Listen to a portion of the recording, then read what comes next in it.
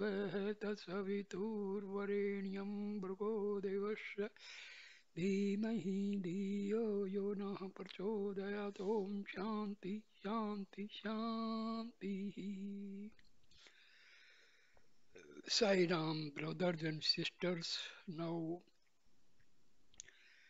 I am give you another very important video on Satya Sai Baba's Sai Gita.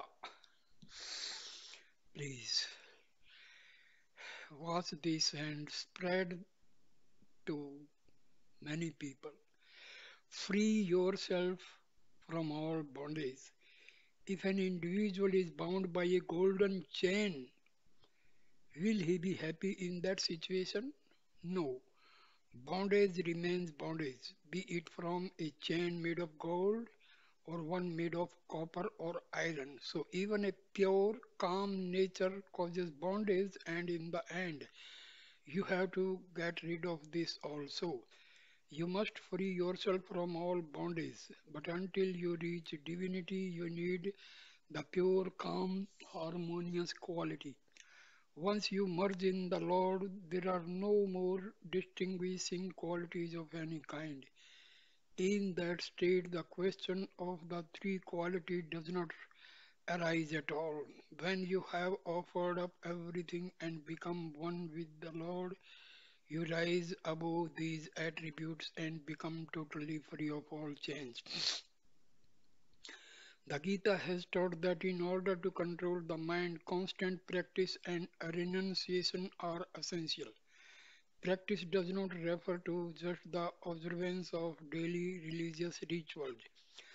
Practice means using the body, using the tongue, and using the mind in such a way that you do not develop attachment. Practice means orienting your whole life towards the one goal of reaching the divinity. Every word you utter, every thought you think, and every deed you perform should be pure and associated with the truth. This is the essence of all austerities. Truth and purity are the real instruments for success on the spiritual path. My wish is that you develop these noble qualities and thereby sanctify your life. Time wasted is life wasted. The Lord declared in the Gita, whoever remembers me is very dear to me. Therefore, remember the Lord always, offer Him your mind and your will. Surrender everything to Him and you will quickly reach Him. Embodiments of love. In the Gita, the Lord taught that joy and sorrow, cold and heat, profit and loss, criticism and praise must be faced with an equal mind. This equanimity of mind is one of the most important attributes of a true devotee.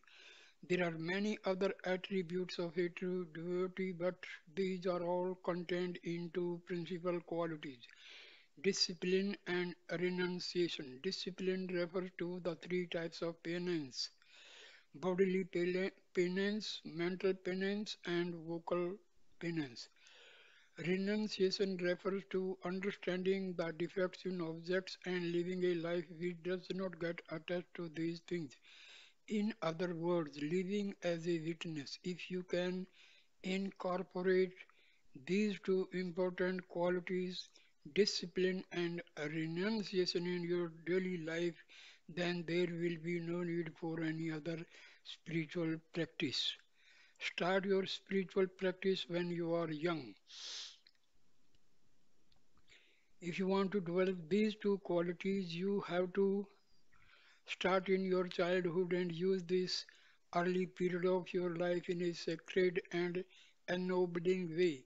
In the world today, many people undertake spiritual practice only when they reach old age, after they have thoroughly enjoyed the objects of luxury and have become disgusted and exhausted by worldly pleasures.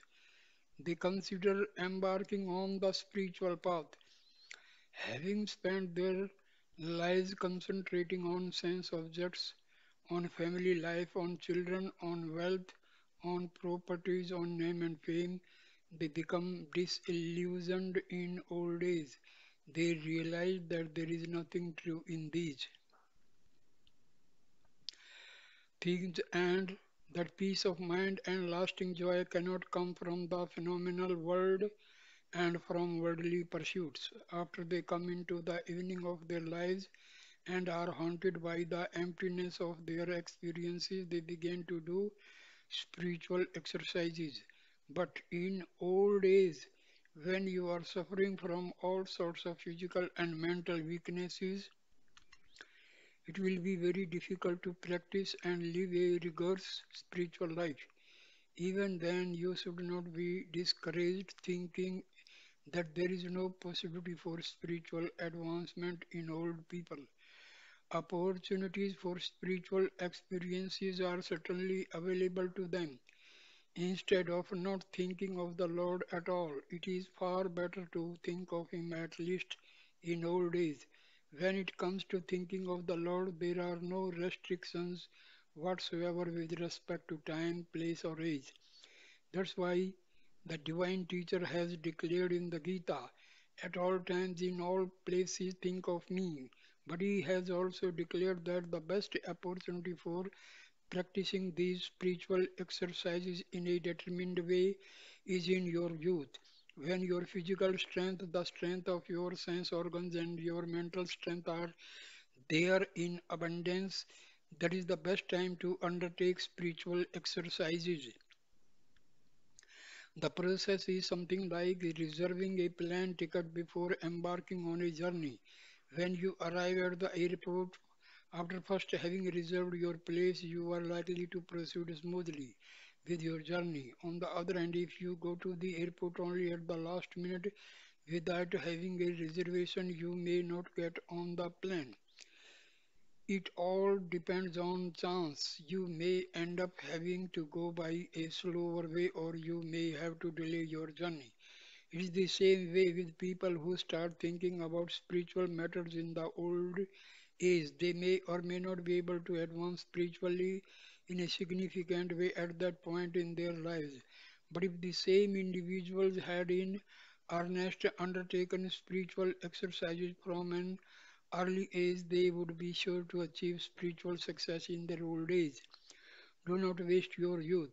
If you waste your time enjoying the pleasures of life during your youth, wasting the power of your body and your sense organs, then if you want to reach your goal of merging with the Lord in your old age, you may not get the chance. There is no meaning whatsoever in serving delicious food to the demons, and then when they have consumed everything worthwhile, offering the leftover to God. Do you think that will please God? No. After all, your powers and capacities have been dissipated by the demons of anger, greed, lust, and pride. You try to offer God what little is left, but that offering will not be accepted by Him. In this context, the Gita has emphasized that your youth is a very precious period which has to be used with great care to advance your spiritually. When you have had something for a long time and taken it for granted, you may not appreciate its real value. It is only after losing it that you truly appreciate it. As long as you have your eyes, you do not know the value and the preciousness of your eyes. You only realize the importance of vision when you lose your eyesight.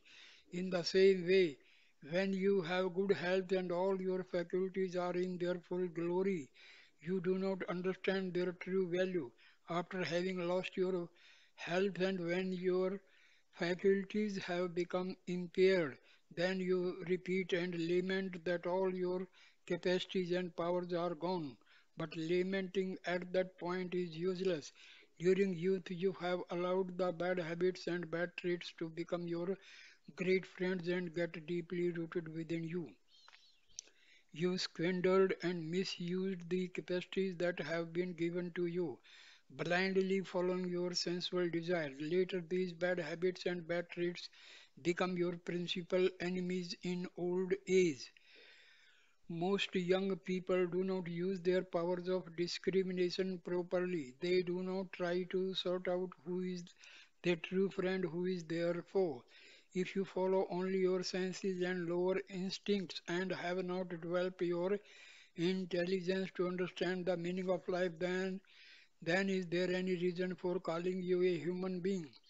Should you not be called a mere animal? Once you understand the significance of human life and fill yourself with the noble qualities of a human being, your senses will no longer be able to confuse you.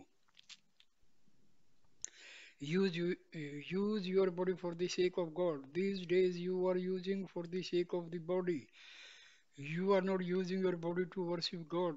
You pray to God for good health whenever you are sick, but you are not using all your physical strength and faculties when you have them to worship God. You imagine that there will be plenty of time later on to engage in worship and you go on wasting your time. You think that after retirement you can begin to take up the contemplation of God and do spiritual exercises. Perhaps you feel that it is better in the meantime to enjoy life and to enjoy the objects of the world while you are still young, but how can you start thinking of God when you become old after having lost all your capacities? If you are not using all your physical powers and capacities for the worship of the Lord now and later, it will be too late. When children make fun of you and call you old monkey, will you then have the strength to start an intensive spiritual life? When your hair is grey, when you are hardly able to move, when you are barely able to see, when all the sense organs have become weak, will you then be able to use them for the worship of the Lord? No, it will not be possible. The scriptures have very forcefully described the futility of starting your spiritual practices only during your last days. It is stated that when the god of death finds you and shouts, "Come, come," when your own relations are anxious to get the corpse out of the house, when they are all shouting, take it away," and when your wife and children are there sobbing, can you think of the Lord at that time? Can you tell your relative to stop crying? Can you tell that to wait a little bit because you want to think of the Lord for a few moments? You should accumulate in youth all the things which are necessary to lay a strong foundation for a happy future. Do you recall the think that it is possible to think of the Lord only after you retire? No, it is not possible. You should be fully engaged in regular spiritual practice before retirement, but instead you immerse yourself in the business and continue with that even after retirement, or waste your time going to clubs and in many other ways dissipate your precious life. You cannot start spiritual life when death is at the door. A housewife once asked her husband, "At least now in your old age, should not you be thinking of God? You never took the time to do it before during your busy period. Please do it now." The businessman replied, "I have no time even to die, no less to think of God." But do you think that death will not come to someone who says that he has no time to die? Will death come only according to his wishes? No, time waits for no one. Therefore, while you still have time, you have to make use of it in a proper way. The enemy called death, along with his soldiers called disease, will be waiting to wage war against your body. Men die most pitifully and helplessly during such periods of time when they are attacked by disease and death. But no army can attack those who have won the grace of the Lord. Therefore, during your youth itself, you have to earn the grace of God and equip yourself to meet all the challenges of your enemies when they come to lay siege on you. Above all, you must be firmly convinced in your own heart that this journey of life is going to be a long one. Any other journey, whether it be by bus, train, or plane, lasts for only a short time. You need not make too many preparations for this. But for this journey of life, you must equip yourself for all the contingencies of a long journey. Otherwise, you will be suffering greatly later on when you are faced with real problems and real troubles. In the compartment of freight trains used to transport chemically active substances, a stamp is placed at the time of manufacture giving a particular date in the future. It is the day when that container has used up its normal service life and must be returned to the depot for recycling. It is the same for the container that is your body. Here also a return date has been written on it by God Himself. You do not remember that you have to go back. People totally forget this all important truth. If you really want to enjoy all the pleasures of life at a later stage than during youth, you have to earn the grace of God. In the course of human life, the early periods of childhood and youth are very important. Not realizing the great value of this period of your life, you waste your time during youth.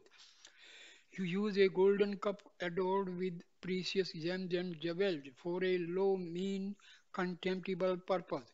To feed the fire of your sense, you are using costly sandalwood as fuel. The vessel is very precious, the fuel is very precious, but the food you are choosing to cook with their help is insipid and worthless. Such a precious body and such a sacred fuel is being squandered away for the sake of enjoying useless, trivial things in life. Things without value are put in this precious vessel and used for sordid enjoyment. You are using a golden plow to plow the field of your heart, but you produce nothing but useless weeds. True human life involves discrimination and renunciation. The field of your heart is most precious and sacred. The divine teacher has declared that even that field belongs to him. The Lord has declared that he is both the field and its knower. He is the true owner of your heart and your body. He has identified himself with them. What are you doing with this sacred heart and body? You are using a golden plow to raise useless crops of sensual pleasures. Any person who is aware of the preciousness of the heart and the preciousness of the feeling that are there will not misuse these things. Life must be used for good, for the welfare of others, for reaching the sacred goal and for treading the sacred path, and for bringing about a shining effulgence in the heart and mind. You have to use this life for merging yourself in the divinity.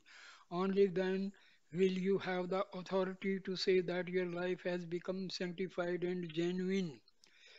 It is said that it is difficult and almost impossible to get a human life. What is so special about human life? Why is it so difficult to get all the pleasures which animals and birds enjoy? You can also enjoy in that case. What is the meaning in declaring that human life is so very precious, so very special? It is because you have the ability to discriminate between right and wrong. It is because you have the ability to give up attachment and hatred. Therefore, you have to use the intelligence given to you to make a distinction between the animal way of life and human way of life. By not discriminating between the true self and the lower self, by not developing your higher intelligence, you become the victim of agitation and sorrow. You cannot find inner peace because you do not follow the right path. With the firm determination, young people need to undertake the three types of penance physical, mental, and vocal and thereby set an example for the world. You have to use the active principle within you to subdue the slothful principle, and then you have to use the serene principle to subdue the active principle. It is impossible to be serene as long as your heart is filled with the slothful and active natures. When the head is empty, you can hope to fill it with some good ideas. But if your head is already full of all sorts of useless thoughts, how is it possible to fill up with anything sacred and great? You have filled your head with all sorts of unnecessary worldly stuff. You will have to first empty all that out. Only then will you be able to fill your head with sacred feelings and sacred thoughts. Keep your concentration unwaveringly on God. Many of you are following a meaningless path and living a meaningless life. You cry when you are born and you cry when you die. In between, through your whole span of life, you go on crying for useless things. Do you cry when you see the decline of righteousness? That is what you should cry for. That is what you should use your strength and abilities for, to correct the decline of righteousness and to help heal the wounds that follow its decline. What is right living? It is the constant remembrance and uninterrupted contemplation of the Lord. It is discharging your daily duties, thinking of the Lord. The Gita has not taught that you should give up your family, that you should give up your wealth and property, and then go to the forest. No, take care of your family, do your duty, but keep your concentration constantly on the Lord. Whatever you do, do not forget your goal. If you give it up, you will get lost and stay onto the wrong path. Your divine goal must be solidly set in your mind, keeping your goal in view. Perform your daily duties. Do not allow any flaw or defect to taint your words. Always adhere to truth. Some people think that in time of difficulty they can modify the truth.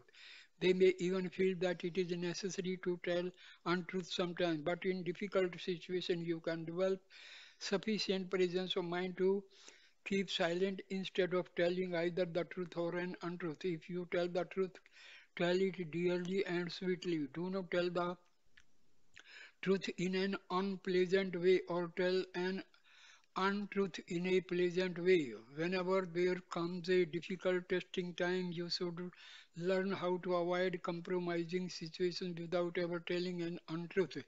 In certain circumstances, you will have to conduct yourself in an extremely careful way. You should know how to use words without hurting people. It has been said that he is the fortunate one who knows how to talk without ever hurting anyone. You should neither hurt others nor be hurt by others. Here is a small story. Be steady in your practice. A housewife attended a series of meetings at which a spiritual teacher was expounding the scriptures.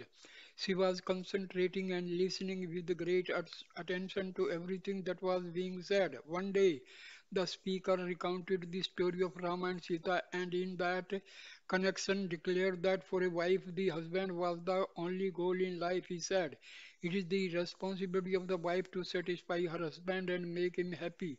Always treat the husband as God." The housewife, after hearing all this, went back home. She was so impressed by this discourse that she resolved to put into practice immediately all that she had learned. As soon as the husband returned home for his midday meal, she took a container of water and poured it over his feet, thinking that she was worshipfully serving her husband thereby. The husband was confused and flabbergasted. He entered the house and sat down to dry his feet, but before he could do so, she insisted on doing it for him. After seeing all this, the husband went into his office and rang up the doctor. Her husband did not know that his wife had been attending the discourses. The doctor came and decided to give her some sleeping pills. He said that it looked like an attack of hysteria, but after a rest of 1 or 2 days, she probably would be all right. The husband ate his meal and told his wife to go and have some rest. Then he went to his office. His wife went right back again to the meeting to hear the next lecture. That afternoon, the speaker was explaining the delusory relationship which exists between husband and wife. He said, "Who is husband? Who is wife? Nothing is permanent. All these things are just temporary and transient. In truth, nothing exists." Then he added, "God alone is true. He is the only real truth." The housewife went back home and sat in her shrine room. That evening, the husband came back from his office half an hour early, thinking that his wife may not be well and perhaps he could help her in some way. He knocked on the house door and asked her to kindly open it. From the shrine room she answered, "There is no mother, there is no father, there is no house, there is nothing, not even a husband." He was quite alarmed by this behavior, but somehow he got her to open the door. When he came into the house, he went straight to the telephone and called the psychiatrist. The psychiatrist came and examined her in detail. He gave his diagnosis. He said that after all this listening to these discourses, she had developed some peculiar attitude. But if she could be kept at home, she would soon get over them. All arrangements were made to keep her from going to the lectures. Everyone was informed. The driver, as well as every servant of the house, was told not to let her go there. After these restrictions had been put on her by doctor's order, she did not go to the lecture for 2 days and she started behaving in a normal way again. So the detachment she had developed was only temporary and superficial. It did not last. Now the husband was happy. The normal daily routine resumed. After a week, this lady went again to the place where the lectures were being given. On that particular day, the speaker was expounding the teachings of the Gita. He explained that whenever one uses words, one should tell the truth and one should not tell it in a compromising way. She heard this and returned home. Her husband told her that there was a marriage reception that day and asked her to join him. She got ready and went there with her husband. The marriage ceremony started. There was a tradition in those parts which called for the auspicious necklace that is worn by the bride to be taken to every elder who then touches it and blesses it. The father of the bride came to this lady, recognized her, and asked her, "How is your mother? Is everything all right?" These questions were a matter of courtesy. Exchanging a few words with her whilst he held out the sacred necklace, asking her to touch it and bless it. She answered, "My mother is doing fine. She is quite all right. But you know, a week ago my mother-in-law died quite suddenly and her body was taken to the cremation ground the following day." The neighbor who was sitting next to her told her, "Why did you have to say such an inauspicious thing while touching and blessing this necklace, which is meant to impart a long and happy life to the new bride and her future family?" The housewife replied, "Should I tell a lie just for the sake of this necklace? No, I will never tell a lie. It is a fact that my mother-in-law died last week and that the body was cremated the next day." One intelligent young lady sitting nearby told her, "Mother, certainly you should speak the truth, but you should also be aware of the circumstances and think through what is appropriate before you say anything. Tell the truth, but use di- discretion in your words. Whenever you hear a spiritual teaching on a particular day, you will go about implementing it with a great deal of fervor and conviction, but only on that very day. But this is not the correct way to pursue your spiritual studies. You should use your intellect to understand the context in which you find yourself before you use words in a given situation. Whenever you do a particular thing or say something, you should know that truth is the means for reaching your ultimate goal. The tongue should not be tainted by untruth. The body should not be tainted by violence. The mind should not be stand by bad thoughts and bad feelings. It is only when you sanctified all these three, the tongue, the body, and the mind, and bring them into harmony, that you will be able to get the sacred vision of the Lord.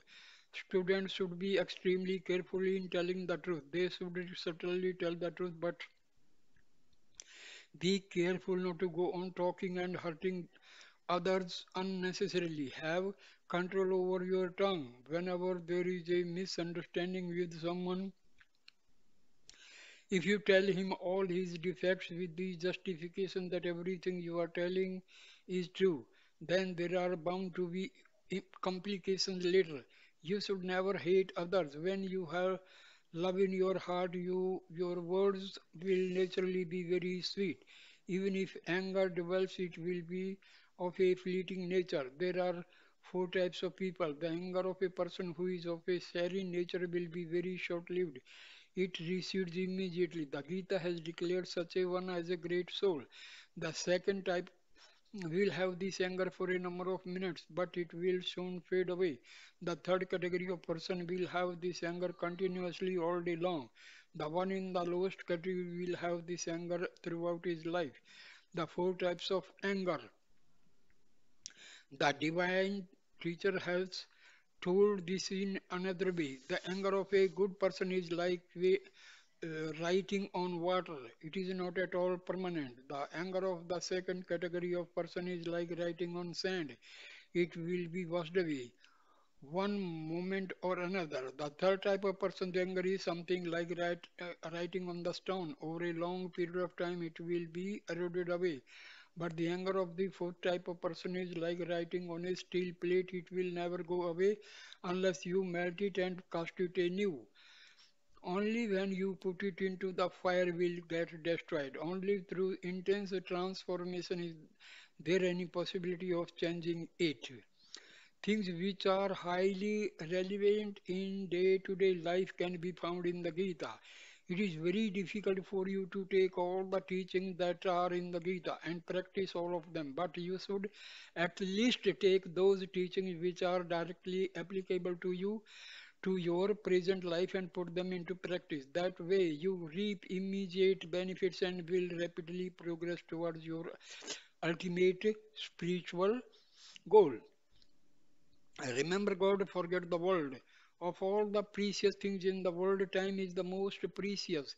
Think carefully how you are spending your precious time. Your primary duty as a human being is to offer your body, your work, and your time to the Lord, who is the very embodiment of time. Embodiments of love. Health which is spoiled and lost can sometimes be recovered with the help of medicine, but time which has gone by is lost for good. For good. There is no way for it to ever come back and be used again. You have to make every effort to use this precious time in a sacred manner. Time is infinite. If it goes on forever, but the time which is allotted to you is only a microscopically small fraction of that. Many of you are wasting your lives by thinking that the phenomenal world is real. As a result, you are using all your limited time for enjoying the pleasures of the world. If you reflect even for a moment on that you have achieved and how you have spent your priceless time, you will be very sorry to find that you have used it in such a wasteful manner. Find out who you truly are. You cry when you are born because you have come into this world without knowing who you are and why are you here. Your cry is an anguished plea to find out who am I. If you waste your entire life on only your physical existence, when will you ever be able to understand who you really are, truly are? There is a deeper significance contained in your life than merely caring for the body. You have to start your life with who am I? And you have to end your life, I am that, I am God.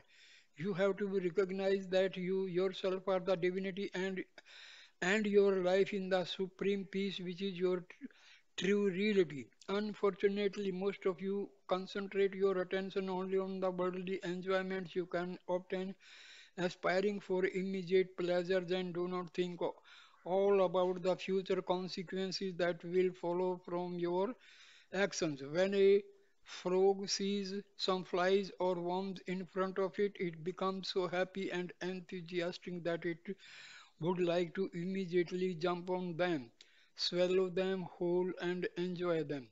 But behind the frog there is a snake lying in wait, ready to catch the frog and eat it up. The snake is very happy to have found its meal in the form of this frog, which for the moment is preoccupied with its own enjoyment. The snake does not know that a hawk is hovering overhead, ready to snatch the snake up in its claws. The hawk is so joyous at the idea of grabbing and consuming this unsuspecting snake that it does not pay any attention to the hunter lurking in the bush ready to shoot it. In the same way, you are also thinking only of fulfilling your desires and anticipating the comforts that you see before you, not thinking at all what is stalking behind you, waiting to pounce on you.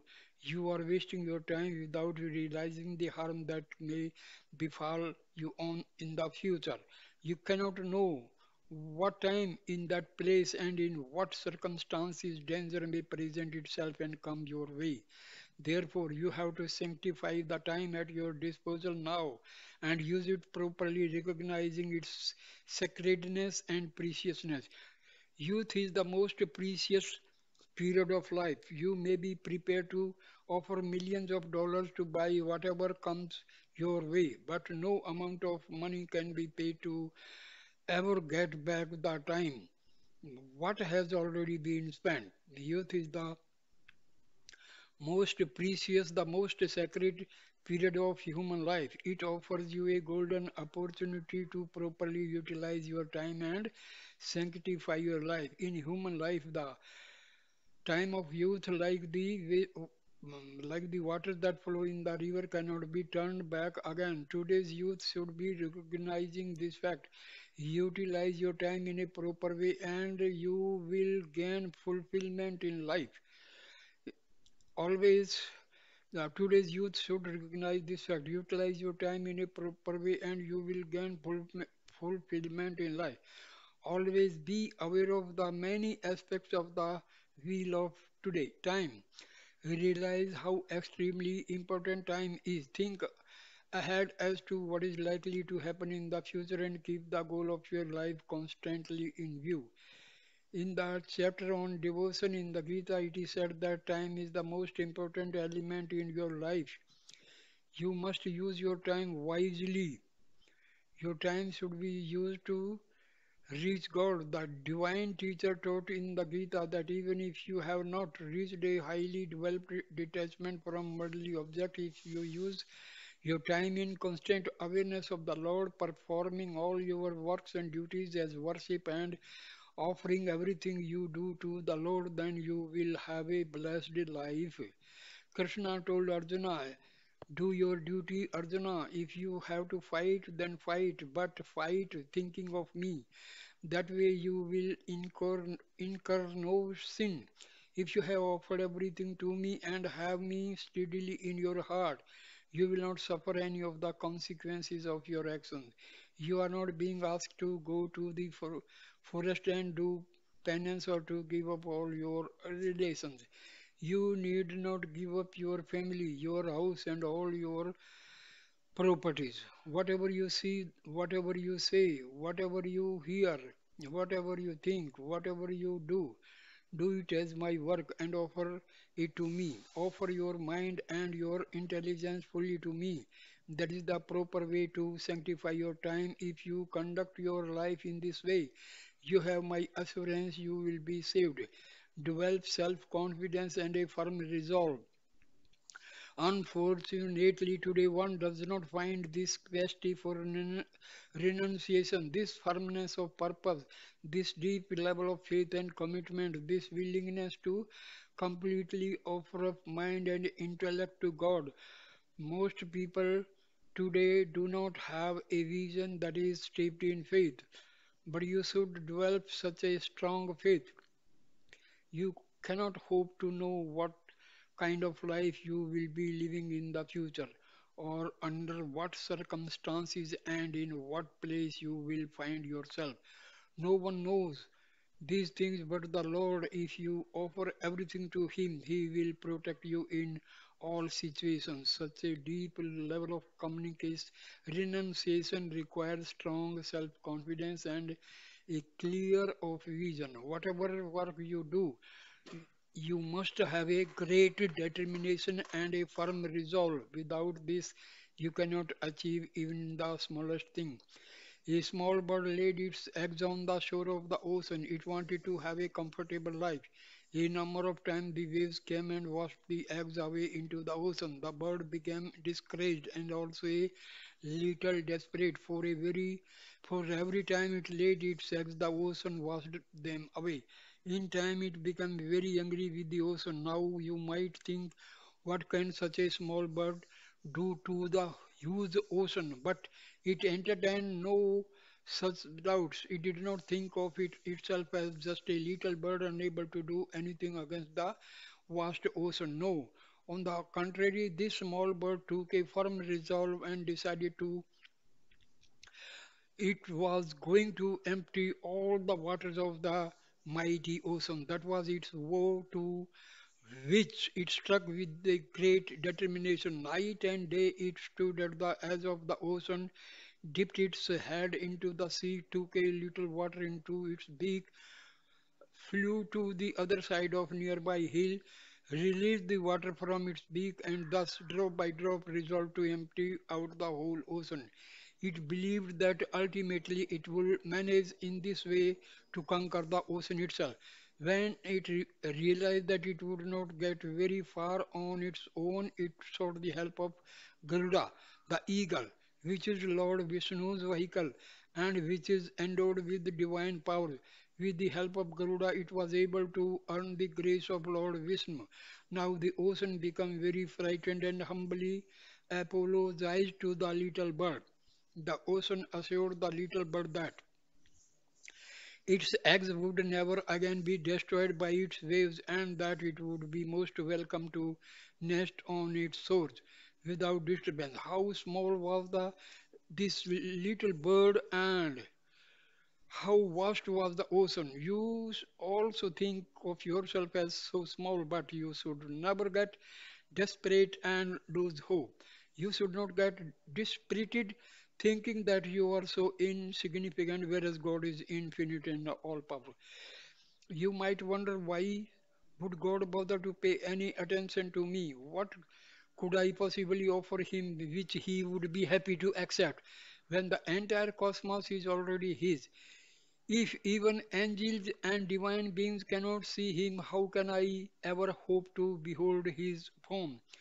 But such self demeaning and belittling thoughts will not get you very far. As long as you think this way, you will not be able to gain the grace of the Lord and be fit to serve him.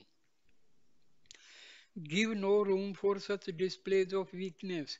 You have to establish the Lord in your heart and say to him, Beloved Lord, I know you are residing in all the universe, but you are also here in my heart.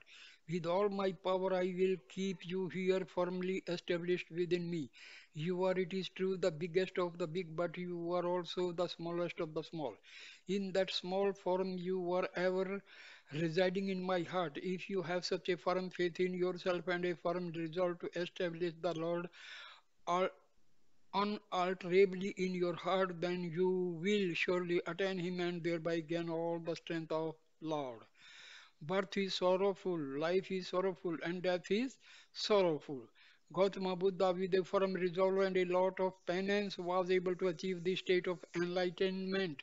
One day, after coming to know that Buddha was begging for alms, his father sent this message to Buddha.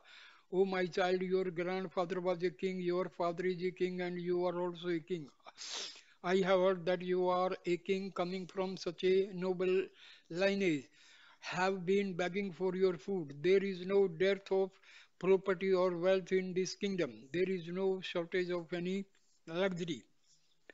You can have anything you wish. I am suffering untold pain knowing that you, who can enjoy all the luxuries and comforts of a king's palace, have taken to begging and that you are lying down on the hard ground living an uncomfortable beggar's life. Please come back to the palace. I will welcome you and make all the proper arrangements for your return.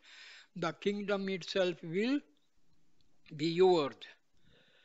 Buddha, who heard all these things with the total detachment, replied to the person who brought the message, Please tell the king, yes, my grandfather was a king, my father is a king, I too was a king, but now I have renounced this world and I believe that my real parents are renunciates and that my true ancestors are also renounced it. If you want me to come back, you must first answer these questions. Do you have the power to save me from death? Can you keep disease away from me and guarantee to keep me in sound health? Do you have the capacity to prevent old age and senility from descending on me? Do you have the power to free me from all these evils? If you can give me the correct answer to these questions, then I will immediately come back to the palace. Buddha saw that birth was sorrowful, that life was sorrowful, and the end was also sorrowful. He replied to his father in the correct way. After having seen all the sorrows of life and after having watched so many people suffering, he could not continue to wallow in ignorance and illusion. That would have been sheer folly. Buddha life can serve as an important lesson to you. In the limited time given to you, you have to realize your true nature. That is the real objective of human life. Your body is composed of the five elements, and someday it is going to perish. The indweller of your body is the only permanent entity. When you inquire into truth, you will realize that there is nothing like old age and there is nothing like death for the indwelling self. If you could understand that this indweller, who is your own reality, is the divine itself in all its fullness, then you will know the truth and enjoy infinite peace. The field and the knower of the field. Another way that the divine teacher spoke of the body and its indweller was in terms of the field and knower of the field. By the knower is meant the one who is conscious and filled with the highest knowledge, whereas the field is without such consciousness and knowledge. What is this field which is devoid of highest knowledge? It is the body with its gross and subtle aspects. It is the dwelling place of the Lord. Know that the Lord, who has all knowledge and wisdom, resides in this field of the body. It is his residence here on earth. In your day-to-day life, you refer to your body as my body. In other words, you knowledge that you are not the body, but this body is yours. It belongs to you. Similarly, the indweller considers that he is not the field, but that the field belongs to him. When you say this is mine, then you are declaring that you and the object are different. When you state this is my handkerchief, you are asserting your separateness from the handkerchief. It is the something different from you. When you say, this is my body, it means that you are distinct from your body. In the same way, when the Lord declares that the field is His, then He is free to give it up any time He wishes. The body is given to you in order that you may realize who you truly are, in order that you may recognize its indweller. Without a body, you would not be able to know Him. You will not be able to perform any activity and follow any spiritual path. All your work, both worldly and spiritual, can only be performed with the help of the body. The body consists of 20 principles. These are the five organs of perception, the five organs of activity, the five vital airs, and the five seats. When you add to these the lower mind, the power of discrimination, the seat of feelings and remembrance in the heart, and the ego together with the indwelling self, then the total comes to 25 principles which comprise an individual. This knowledge of the body and the indwelling spirit relates to the path of wisdom. The whole world is illusion. Foolish ones who are born in illusion and grow up in illusion never recognize illusion for what it is. The whole world is illusion. All attachments are illusion. Family life is illusion. Death is illusion. All that you see and think is illusion. This life itself is illusion. Where are all those kings and emperors who were so proud of their accomplishments? They have all been ground under the wheel of time. Days, months, years, and eras have all merged into one another. Time is one continuous flow, and in this flow, everything and everyone, every object and every person is being washed away. A thing which is itself being washed away in the flow of time cannot become the sport for another thing which is also being washed away. He can save the time. The only permanent entity who is not being washed away by time and who can take care of all is the Lord. He alone can protect everyone. He is the stable bank for this unending river of time. Hold on to Him. That is the secret of life. That is the mark of a true human being. Believe in the Lord and do not believe in the world. That is the right way to live your life and enjoy it. Always remember these three principles. In the first place, do not forget the Lord. In the second place, do not believe in the world. And in the third place, never be afraid of death. These are the three guiding principles for all humanity. In the Gita, you will find it 64 qualities given as the attributes of a true devotee. It is impossible for any one individual to have all these attributes. If you can practice one or two of these, it is enough. Have firm faith in the Lord. Once you have developed a deep faith, you do not need anything more. In a matchbox, there may be 50 matchsticks. If you want fire, you can strike one stick. That will be enough. You need not strike all the 50 matchsticks. In the same way, out of the 64 attributes, if only one single attribute is practiced to perfection, that will be enough. The most important attribute is selfless love.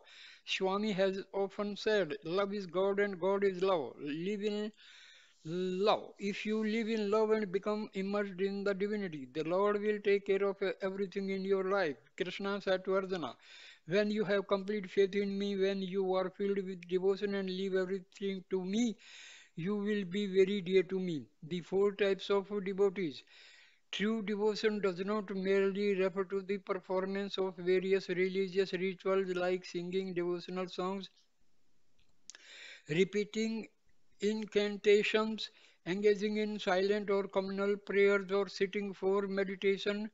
Devotion refers to this deep, unshakable faith in the Lord. There are four types of devotees: the seekers of boons to relieve their suffering, the seekers of blessings for a full and happy life, the inquirers into the deep meaning of life, and the knowers of the highest spiritual wisdom. The first type is one who prays to the Lord when he is in difficulty or undergoing trials and tribulations. It is only at such time that he thinks of the Lord and worship him. The second type is one who entreats the Lord for the blessings of the wealth, position, and power. He prays to the Lord for progeny and long life and yearns to gain houses, property, cattle, gold, wealth, and such things to serve his fellow man. Most people hankers after worldly boons, not realizing that true wealth is wisdom, that real property is a noble character, that the most valuable jewel is to be immersed in God's love. They are anxious to acquire worldly objects but do not understand the subtle meaning and deeper significance of all these outer symbols of worldly wealth. The third type of devotee is never ever engaged in inquiry into truth. He constantly seeks to know where is God, who is God, how can I reach God, what is my relationship to God, who am I? When you enter this stage, you become engaged in all these inquiries in order to gain spiritual knowledge. In the first place, you must try to find out who am I? Where did this world come from? What is my goal? You puzzle over these three important queries and try to gain some understanding. You approach great people, listen to their teachings, serve them, and study the sacred scriptures. Through this process, indirect knowledge gets turned into direct knowledge as the teachings you have heard and studied become your direct inner experiences. Finally, when you have fully absorbed the teachings within yourself, you leave this stage behind and become the fourth type of devotee, the highest knower of truth, the one of abiding wisdom. This wisdom is true spiritual knowledge, the transcendental knowledge. It refers to the experience of unity, the experience of the one without a second. Dwelling only on external things will cause you endless sorrow. If you base your experiences on worldly knowledge alone, you will have to suffer the reactions that result from this knowledge. For example, suppose you hit a table very hard and feel a sense of pride in doing this.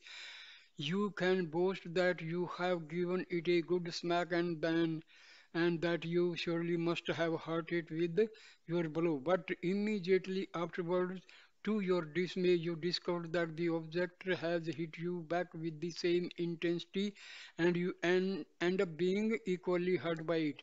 In knowledge of the world, there will always be this response. Whatever you do will react back on you. Whatever you say will be resound back to you. Whatever you think will reflect back to you. Everything in the world involves reaction, reflection, and resound. But in the spiritual domain, there is no reaction, no reflection, and no resound. Within this domain, there is only transcendental knowledge. That is the truth. Knowledge. There you will find nothing separate, no object which can react, nothing that can reflect or resound, because in the spiritual domain there will be no other. There all is one. Whenever there is a second entity, there will be a wish to either possess it or to escape it.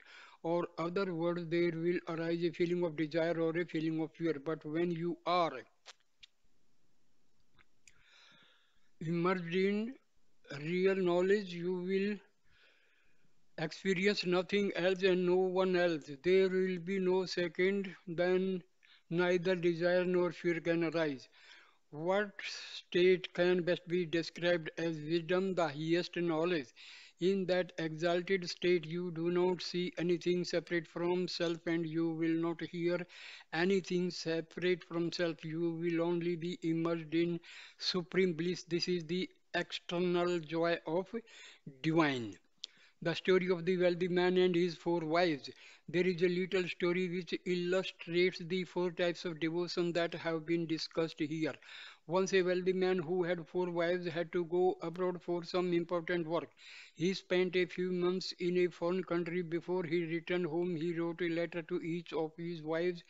In the letter, he mentioned that he would be coming home in a few weeks, and if there was anything they wanted from that particular country, they could send a list and could be glad to bring back the various and he would be glad to bring the various things to them.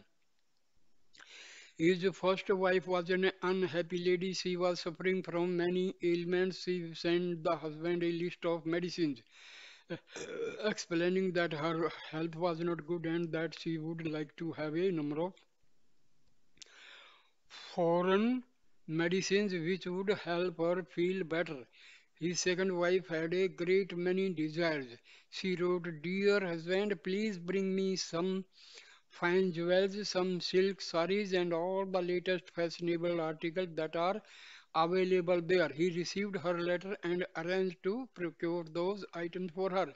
The third wife had a strong spiritual inclination. She wrote to the husband asking for any good books that were available in that country. Books which deal with the lives of great saints, depicting their life experiences. She was always looking for a good spiritual book that would inspire her in her own spiritual aspirations. And so she asked her husband to see if he could find such books and bring them back for her. His fourth and favorite wife wrote, "Dearest one, I do not need anything for myself. I'll be very happy when I know that you have come back home safe and sound." When he returned home, he brought with him whatever they had asked for. The first wife got the latest medicines and tonics from abroad. The second wife got beautiful jewels and exquisitely textured silk saris. To the third wife, the husband brought the finest copies of the scriptures and other holy books. And then he went to stay with the fourth wife who had written, "Please come home safely. I want nothing else." She only wanted him. The other three wives became jealous of the favorite one since the husband had gone to stay with her. They sent messages asking, "After such a long time without seeing us, you have not even once come to our house to visit us. What is the reason for this?" The husband replied, "I have given each of you exactly what you asked for. One of you asked for medicine, I brought them. One of you asked for the latest jewels, I brought them. One of you asked for sacred books, I brought them. One of you wanted only me, so now she has me. God answers everyone's request. This husband is the Lord Himself, and the four wives are the four types of devotees. The Lord will give you exactly what you ask for. If you ask only for Him, then He will come and reside in your heart. God is the wishful, fulfilling tree, the tree that bears every conceivable kind of truth. He will answer everyone's request. He is omniscient. He is everywhere. He knows what you want and He will give it to you. In fact, this whole world is really a wish fulfilling tree. The Lord uses the world to satisfy your desires and take care of all your wants. There are very few people who understand this. He is another small story to illustrate this. There was a traveler who had been walking for a long time in the hot sun. Finally, he found a nice big tree and stopped there to take rest. He was very tired after his long walk in the heat, and now the shade of the tree was giving him great comfort. While sitting under the tree, he got thirsty and said to himself, how nice it would be if I could have a glass of cold water. Seemingly out of nowhere, a tumbler of fresh water appeared. He was sitting beneath a wish-fulfilling tree and did not know it. After drinking the water, a second thought came to his mind. How nice it would be if I could have a soft pillow and a comfortable bed. Then I would really be able to rest nicely. Immediately a bed and a pillow came given by the Lord Himself. Now the traveler was comfortable. After getting the bed and the pillow, he thought how very nice and comfortable this bed and pillow are. Now, if only I could have my wife here, then how perfect everything would be. His wife immediately came. As soon as she appeared, he became very frightened because he was not sure. Is she really my wife or is the same demon impersonating my wife? The very moment this thought flashed through his mind, she returned into a demon. Now fear really overwhelmed him, and in terror he wondered, oh my, will this demon swallow me up? Immediately the demon pounced on him and swallowed him whole. The moral of the story is that when you are under a wish fulfilling tree, you must be very careful what you think. Whatever thoughts you have will surely come true. The entire world may be likened to a wishful, fulfilling tree. If you have good thoughts, you get good results. If you have bad thoughts, bad results will follow. Therefore, you should never harbor bad feelings or bad thoughts. That is why Swami has so often said, be good, do good, see good. That is the way to God. You are not mortal, you are immortal. The entire world is the creation of God and is penetrated by His will. Everywhere there is God. Do not have bad thoughts about anyone. Have complete control over your senses and think only good thoughts. Whether you are old or young, you should permit only good thoughts to come into your mind and always aspire to lead a good life. This is the real meaning of a human being. The word for human in Sanskrit is Nara, which stands for that which cannot be destroyed, that which will always come back to the Lord. Nara is the one who will not be ruined, who is immortal. The ancient scriptures have declared, you are not immortal beings, you are the child of immortality. A human being has also been called Manava. This refers the one who is without ignorance. But today you are all behaving in a foolish way. By your thoughts, words, and actions, you are not giving the proper value to the word human. It has been said that death is sweeter than the blindness of ignorance. You have to make ignorance flee away from you and never come back. If you want to drive away darkness, you must bring in the light. Where there is light, there can be no darkness. If you want to be free yourself from ignorance, you must acquire wisdom. When you have wisdom, ignorance can have no foothold on you and will be swept away. To gain wisdom, you must earn God's grace. A great poet sang, O Lord, if I have your grace, what is there to fear? What can I destiny? What can destiny ever do to me? Your life should not be ruled by lust, anger, greed, infatuation, pride, or jealousy. These are your enemies. They may be conquered and subdued. They are the darkness, the product of ignorance. Your life must be ruled by light and by wisdom. Your life must be based entirely on the grace of God.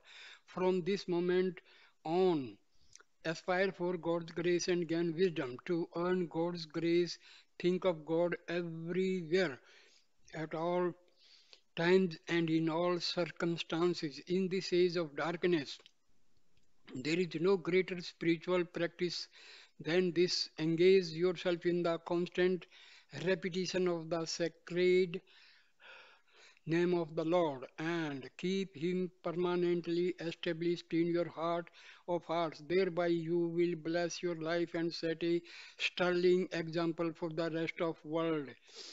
Thank you dear for watching this video. Please like